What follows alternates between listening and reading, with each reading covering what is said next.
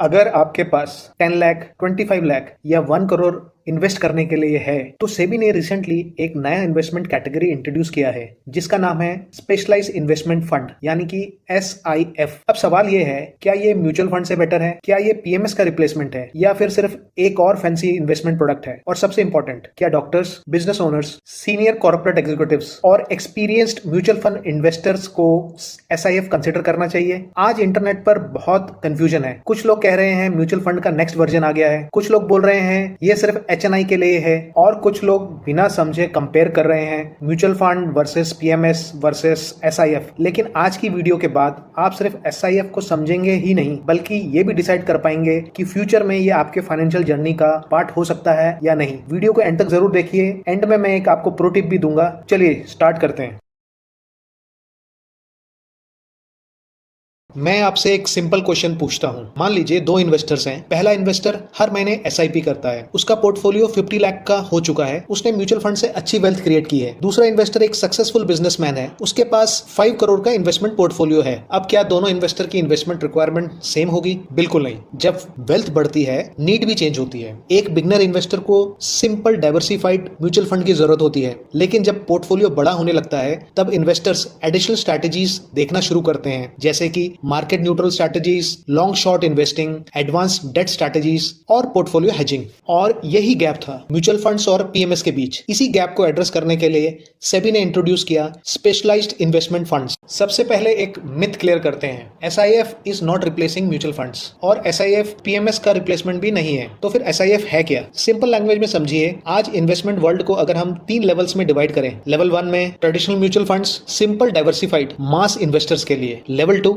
Specialised investment funds यानी कि SIF, जहां फंड मैनेजर को कुछ एडवांस्ड इन्वेस्टमेंट स्ट्रैटेजीज यूज करने की फ्लेक्सिबिलिटी मिलती है। और लेवल 3 में पोर्टफोलियो मैनेजमेंट सर्विसेज यानी कि PMS, जो कि हाईली कस्टमाइज्ड पोर्टफोलियोज होते हैं जनरली लार्ज इन्वेस्टमेंट अमाउंट के लिए। तो SIF को आप म्यूचुअल फंड और PMS के बीच का ब्रिज समझ सकते हैं, एक नया ऑप्शन जो एक्सपीरियंस इन्वेस्टर के लिए डिजाइन किया गया है। चलिए अब थोड़ा डाटा देखते हैं ताकि समझ में आए कि इंडस्ट्री इसको कितना सीरियसली ले रही है। सेबी ने SIF फ्रेमवर्क इंट्रोड्यूस किया ताकि एक्सपीरियंस इन्वेस्टर्स के लिए एक स्ट्रक्चर्ड कैटेगरी अवेलेबल हो। SIF में मिनिमम इन्वेस्टमेंट थ्रेशोल्ड 10 लाख रखा गया है, जो दिखाता है कि ये मास रिटेल प्रोडक्ट नहीं है। 2026 के मिड तक SIF कैटेगरी का AUM लगभग 17,800 करोड़ के आसपास पहुंच चुका है, जो अर्ली इन्वेस्टर्स का इंटरेस्ट को रिफ्लेक्ट करता है। कई लीडिंग एसेट मैनेजमेंट कंपनीज इस कैटेगरी में प्रोडक्ट लॉन्च कर चुकी है और बहुत सारी फंड हाउसेस इस सेगमेंट में आने के लिए तैयारी कर रही हैं। ये नंबर एक बात बताते हैं, इंडस्ट्री इसको एक सीरियस लॉन्ग टर्म कैटेगरी के रूप में देख रहा है। लेकिन सबसे बड़ा क्वेश्चन अभी भी बाकी है, अगर म्यूचुअल फंड्स ऑलरेडी इतने सक्सेसफुल हैं तो फिर किसी इन्वेस्टर को SIF की जरूरत ही क्यों पड़े? और क्या हर HNI को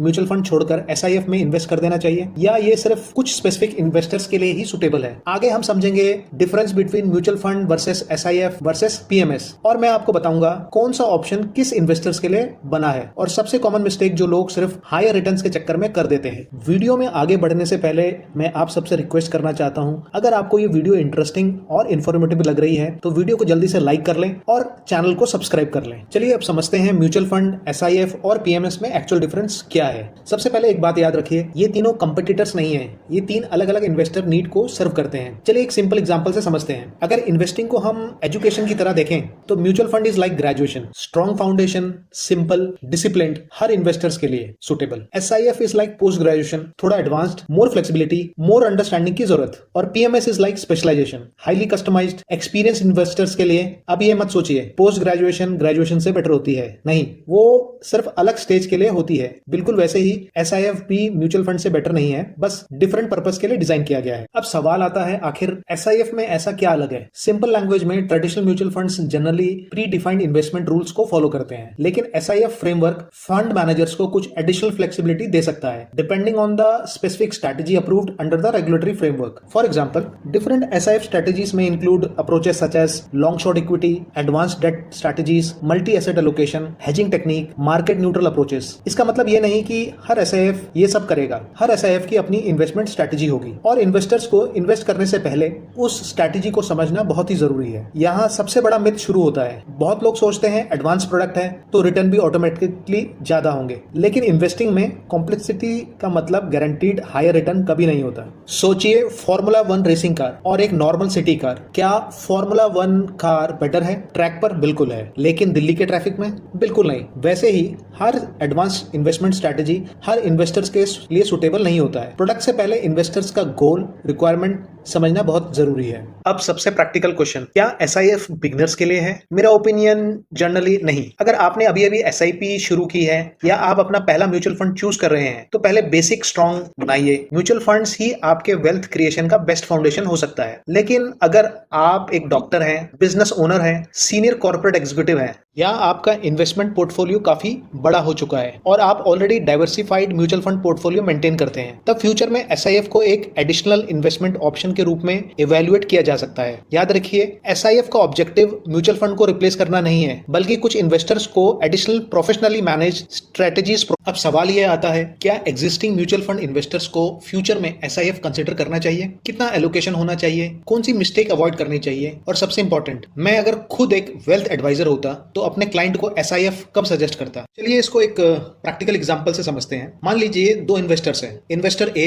35 इयर्स के हैं और वो एक सैलरीड प्रोफेशनल है। वो मंथली SIP करते हैं और उनका पोर्टफोलियो 12 लाख के आसपास है और उनका गोल है children education, retirement and wealth creation. उनके लिए क्या इंपॉर्टेंट है? Simple investing, low stress, disciplined SIP, annual portfolio review. इस इन्वेस्टर के लिए एक डाइवर्सिफाइड म्यूचुअल फंड पोर्टफोलियो ही काफी हो सकता है। अब मिलते हैं इन्वेस्टर B से, जो 50 इयर्स के हैं, एक सक्सेसफुल डॉक्टर या बिजनेस ओनर। पोर्टफोलियो साइज है इनका 8 to 10 करोड़ का। Already mutual funds, stocks, fixed income और रियल एस्टेट में इन्वेस्ट कर चुके हैं। अब इनका ऑब्जेक्टिव है better diversification, risk management, tax efficient wealth planning and advanced investment strategies. यहाँ SIF फ्यूचर में एक एडिशनल ऑप्शन हो सकता है, लेकिन सिर्फ इसलिए नहीं क्योंकि ये नया प्रोडक्ट है, बल्कि इसीलिए क्योंकि उनकी फाइनेंशियल रिक्वायरमेंट्स इवॉल्व हो चुकी हैं। मैं एक बात पिछले कई सालों से ऑब्जर्व कर रहा हूँ, हर बार जब मार्केट में कोई नया इन्वेस्टमेंट प्रोडक्ट आता है, लोग पूछते हैं रिटर्न कितना मिलेगा, लेकिन प्रोफेशनल इन्वेस्टर्स एक अलग क्वेश्चन पूछते हैं। वो ये पूछते हैं कि मुझे इसकी जरूरत है या नहीं। ये डिफरेंस होता है एक एवरेज इन्वेस्टर और एक सक्सेसफुल इन्वेस्टर के बीच। हर नया प्रोडक्ट हर इन्वेस्टर के लिए नहीं होता। इन्वेस्टमेंट वर्ल्ड में न्यूएस्ट डजंट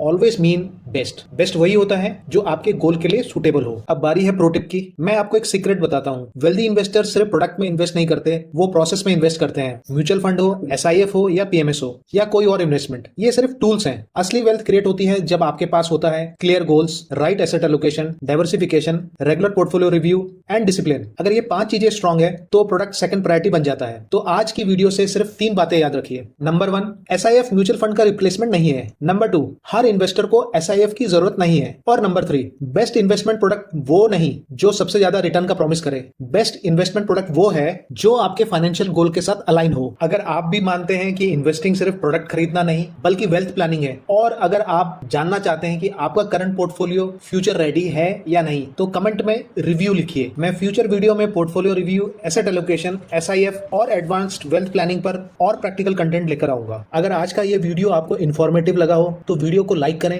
अपने इन्वेस्टर फ्रेंड्स के साथ शेयर करें और अजोरा वेल्थ को सब्सक्राइब करके बेल नोटिफिकेशन जरूर प्रेस करें, क्योंकि यहाँ हम सिर्फ इन्वेस्टमेंट की बात नहीं करते, हम आपको इन्फॉर्म्ड फाइनेंशियल डिसीजन लेना सिखाते हैं। मिलते हैं अगले इन्वेस्टर एजुकेशन वीडियो में। So stay invested, stay disciplined, stay informed. Till then, जय हिंद।